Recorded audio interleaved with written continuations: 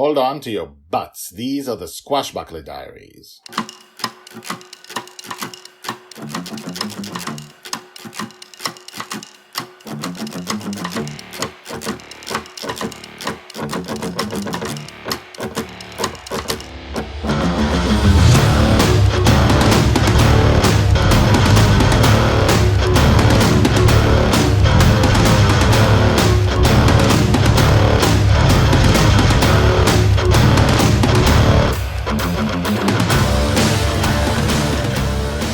Welcome back. My name is Guy Hasson, and you are listening to the Squashbuckler Diaries, the blog, the diary of the girl who lives in her father's dream. So, just a quick recap. Shelley is the girl in the dream who lives in her father's dream. Her father is Justin Shelley. They live together on a pirate ship called Bonny's Revenge and have adventures. Which is what he dreams about. He is only there when he is asleep. When he's awake, she's all alone in the dream. But today, he's asleep. In the belly of the ship is the infinite prison. Inside the infinite corridor. Probably infinite. No one knows. You can't actually check that. You can try. And that is where they imprison the villains that they defeat. Well, not all villains stay. When he wakes up, most of the things he dreams about are gone, but some of the things stay. Usually, the head villains. Why is that? We will see eventually. Now, these stories, season 1 is told by the Red Dragon. Maybe future seasons as well. We will see.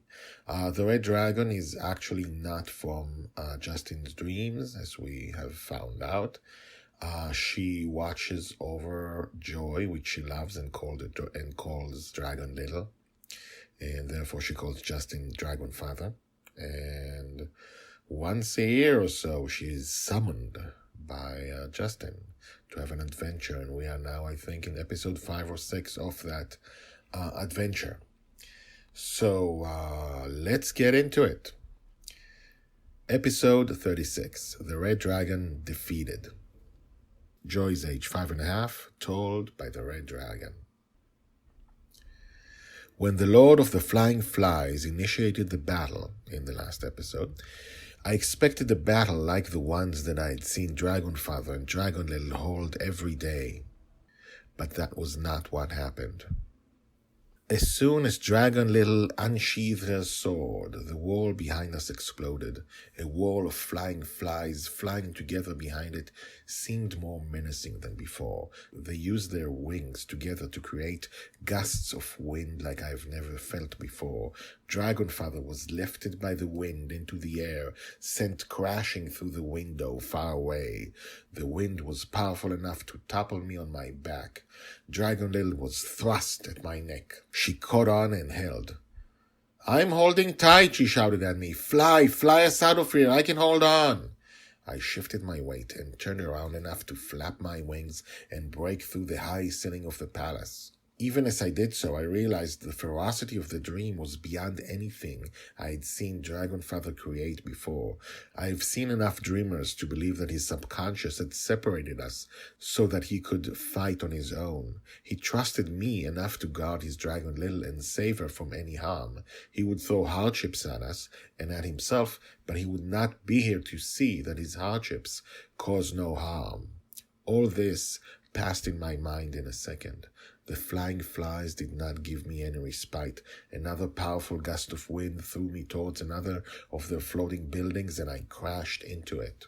"Whoa," I heard Dragon Little say, and then felt her lose her grip on me. That was a good thing, as I slid across a building, destroying it, then felt the lower half of my body fall into a pool of liquid. The liquid burned me, and I screamed. I leapt out of the pool, smoke coming out of my body. I yelled like a whimpering child and cried. I was no longer a threatening dragon, a weapon of strength that no one can defeat. I was the slave, captured and tortured by vile creatures as I had been all my life. There was no bravery in me, only fear. I blubbered and moaned in pain. Then I felt a soft, small hand caress my nose. "Shh, shh, I heard Dragon Little's voice. You're in pain. That's okay. Now I could see her as well, and the swarm of flying flies approaching us above. I saw her turn around to look at them. Don't worry, Red, Dragon Little said, her voice as strong as steel. I'll save you. It is hard to remember that day. I will rest now and tell you the rest tomorrow. Told by the Red Dragon. Tags, Joy, Justin, the Red Dragon, the Flying Flies, Lord of the Flies. So, the Red Dragon is invincible. She's big and huge and super strong, but now that Justin knows that she is guarding Joy, he is sending stuff that is hard for the Red Dragon to defeat. The Red Dragon can defeat anything they do any day of the week, except when the Red Dragon comes to help. And then it became worse. That may not have happened in previous times. We'll have to see what happened previous times. But for now, that's what happened.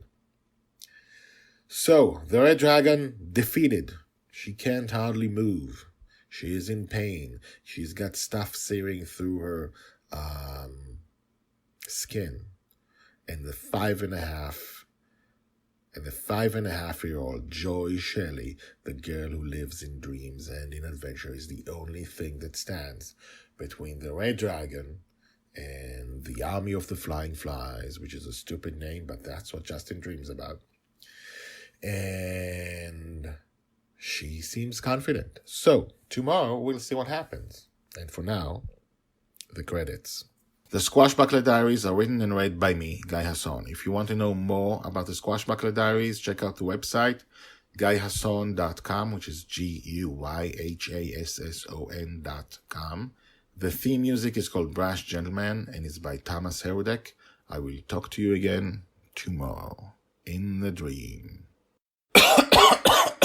Ahoo! Okay, sorry about that.